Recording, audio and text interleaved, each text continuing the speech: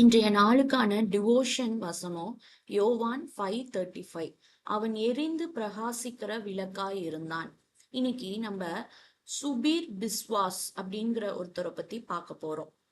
கொல்கட்டா அப்படின்னு சொன்ன உடனே நம்ம எல்லாருக்குமே ஞாபகம் வர்றது அன்னை தெரசா அவங்கள பத்தி தான்.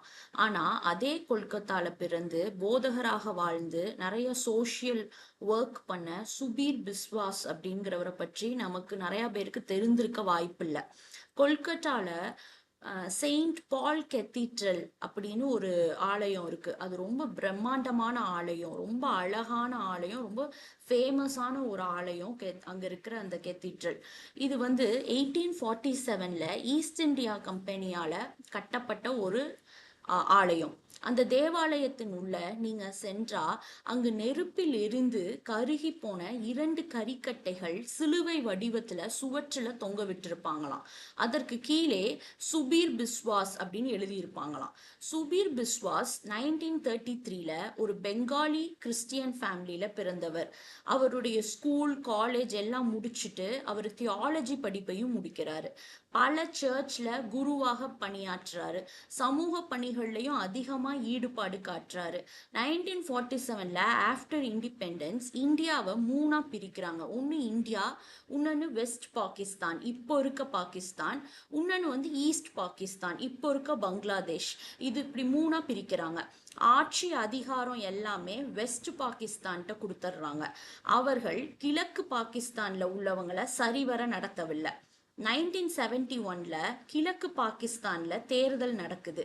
அதுல ஷேக் முஜிபுர் ரஹ்மான் அப்படிங்கிறவரு பிரைம் மினிஸ்டரா தேர்ந்தெடுக்கப்படுறாரு. ஆனா அவரை பிரைம் மினிஸ்டரா மேற்கு பாகிஸ்தான் ஏத்துக்க மறுக்குது. இதனால கிழக்கு பாகிஸ்தான்ல ஜனங்கள் போராட்டம் நடத்திட்டு இருக்காங்க. போராட்டத்தை அடக்க மேற்கு பாகிஸ்தான்ல இருந்து இராணுவம் வரவழைக்கப்படுது. அவர்கள் போராட்டத்துல ஈடுபட்ட ஜனங்களை கொன்று குவிக்கிறாங்க. வீடுகள்லாம் தீக்கரையாக்கப்படுது. ஆனா அங்கிருந்து ஜனங்கள் அகதிகளாக இந்தியாவுக்குள்ள ஓடி வந்து நுழைஞ்சிடுறாங்க. இந்திய அரசாங்கத்தால அவங்களுக்கு ஏற்ற வசதிகளை செய்து தர அந்த காலகட்டத்துல முடியல. சுபீர் பிஸ்வாஸ் வந்து என்ன பண்றாரு, இந்த டைம்ல இந்த சினாரியோக்குள்ள வராரு. கெத்தீட்ரல் ரிலீஃப் சர்வீஸ் அப்படிங்கிற ஒரு அமைப்பை உருவாக்குறாரு. உலகம் முழுவதும் எல்லா திருச்சபைகளுக்கும் அழைப்பு விடுக்கிறாரு. ஏராளமான உணவு, உடை, மருந்து மற்றும் அத்தியாவசியமான பொருட்கள் எல்லாம் வந்து குவியுது. பல பேர் கொடுக்குறாங்க. பிஸ்வாஸ் ஆலயத்தை வந்து கிட்டத்தட்ட ஒரு குடோனாக மாற்றி அதுல எல்லாத்தையும் சேகரிச்சு வச்சு அங்கிருந்து டிஸ்ட்ரிபியூட் பண்றாரு. எல்லா பொருட்களையும் அகதி முகாமுக்கு அங்கிருந்து அனுப்புறாரு. பிறகு பங்களாதேஷ் சென்று எரிக்கப்பட்ட வீடுகளை எல்லாம் பார்க்கிறாரு. எரிந்த வீடுகளிலிருந்து கரிக்கட்டைகளை எடுத்து வந்து சிலுவை வடிவத்துல செய்து இந்தியாவிலும் வெளிநாட்டிலும் உள்ள எல்லா திருச்சபைகளுக்கும் அதை அனுப்புறாரு. அதை பார்த்தவங்க ஏராளமான உதவிகளை செய்ய ஆரம்பிக்கிறாங்க. பின்பு இந்தியா படையெடுத்து புதிய பங்களாதேஷ் உருவாகுது. அகதிகள் திரும்பி சென்றாங்க.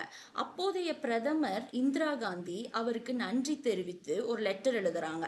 நீங்கள் எனக்கு அனுப்பி இருந்த சிலுவையை தேசிய YWCAவில் வைக்க ஏற்பாடு செய்துள்ளேன் அப்படின்னு அந்த லெட்டர்ல எழுதியிருக்காங்க. பிஸ்வாஸ் வந்து அவருடைய 44th ஏஜ்ல கேன்சர் வந்து மரிச்சு போயிடுறாரு. பங்களாதேஷ் ஃபுல்லா ஒரு முஸ்லிம் இடம். ஆனா அந்த முஸ்லிம் இடத்துல கிறிஸ்துவின் அன்பை வெளிக்காட்டிய ஒரு புனிதரா சுபீர் பிஸ்வாஸ் இப்ப வரைக்கும் அறியப்படுறாரு. ஜெபம். தியாக அன்பு எங்கள் உள்ளத்தில் ஊற்றப்படட்டும் சுவாமி. ஆமேன்.